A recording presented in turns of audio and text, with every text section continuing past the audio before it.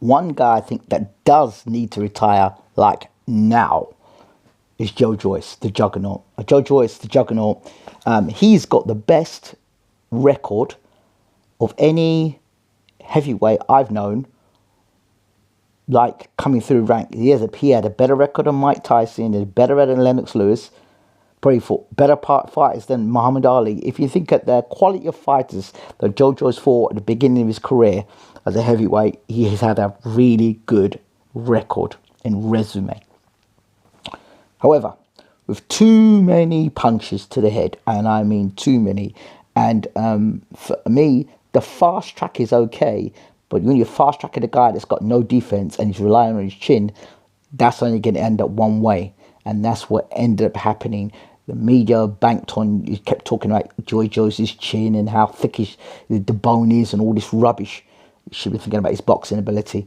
And Joyce was doing well until he came across Zhang, which is bad matchmaking. He should never have fought Zhang. It was terrible matchmaking. Whoever set that up knew that Joyce was going to get beat by Zhang, right? That was Joyce's kryptonite. A southpaw who could box, and Zhang could box and had faster hands than Joyce. So for me, bad matchup, and from there, Joyce never really recovered. He needs to retire. His last fight against Herkovich was awful. His footwork and coordination was not right. He looked like he was going to fall over any moment in time. He looked like a guy who's he looked like a pensioner who'd been put in the ring to fight.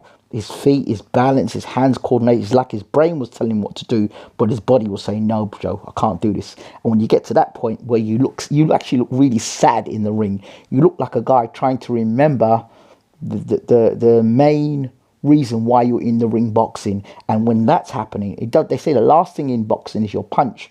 But I think we've gone beyond that with Joyce. I think after the last thing is your coordination, your balance, your wherewithal.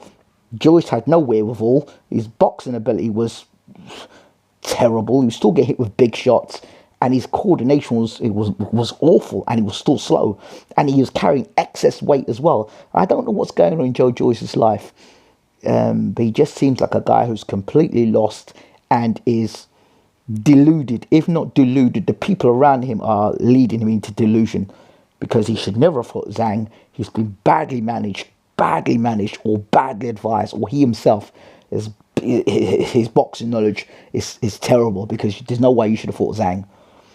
And then you rush into a rematch with Zhang. Just terrible management. I think this guy could have been a real threat in the heavyweight division had he got a better trainer, not Ismail Salas.